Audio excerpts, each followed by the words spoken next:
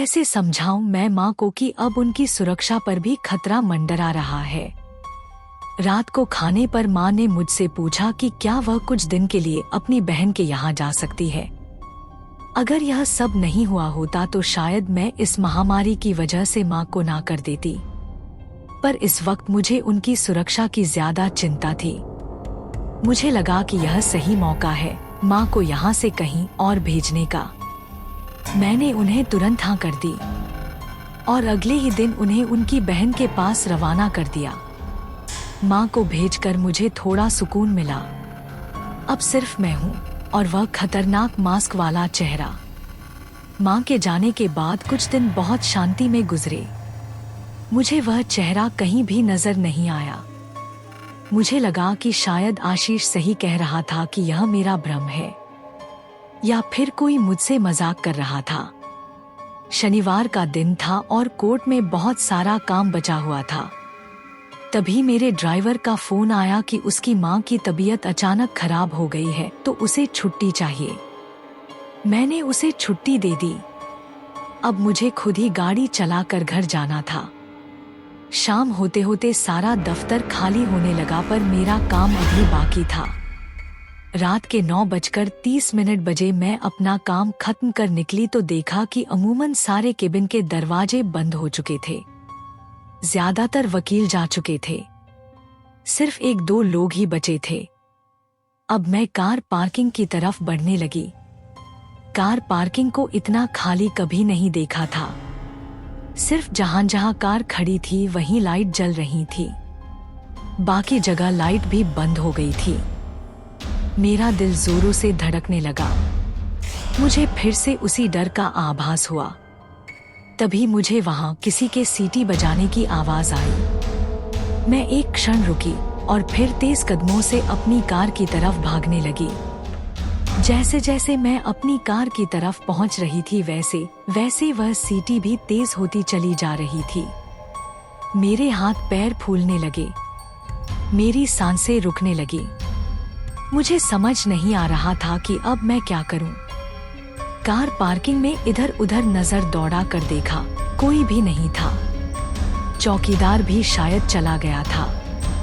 खौफ मेरे चेहरे पर साफ दिख रहा था। पसीने से मेरा पूरा शरीर भीग चुका था, पैर भी लड़खड़ा रहे थे। फिर मैंने मन में सोचा कि आज तो मुझे इस डर का सामना करना ही पड़ेगा। मैं वहां रुकी और अपने अंदर हिम्मत जुटाकर चिल्लाई, कौन हो तुम और सामने क्यों नहीं आते? आज या तो तुम नहीं रहोगे या मैं नहीं रहूंगी। तभी अचानक वह मास्क वाला खतरनाक चेहरा मेरे सामने सीटी बजाता हुआ आकर खड़ा हो गया।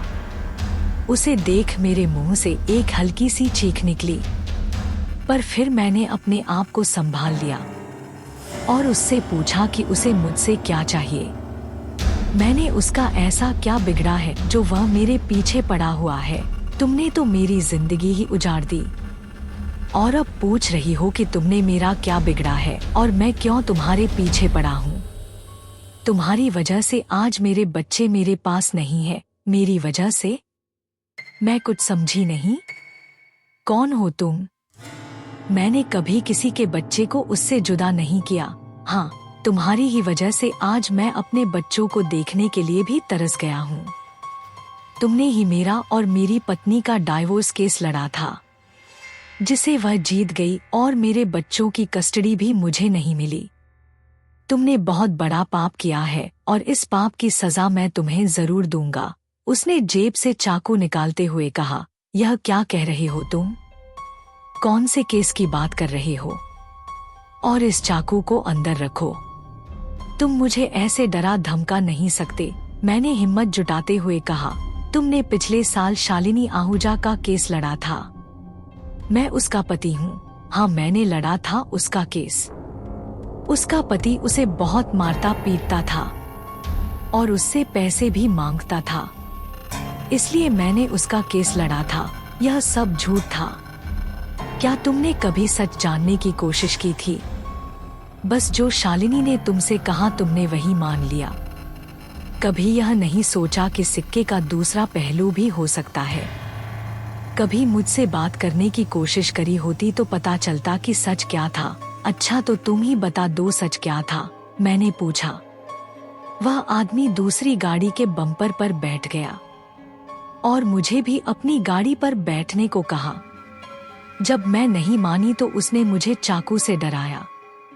फिर उसने मुझसे विनती करी कि मैं बिना हंगामा किए चुपचाप बैठ जाऊं और उसकी बात ध्यान से सुनकर फिर फैसला करूं कि उस दिन मुझसे गलती हुई थी कि नहीं।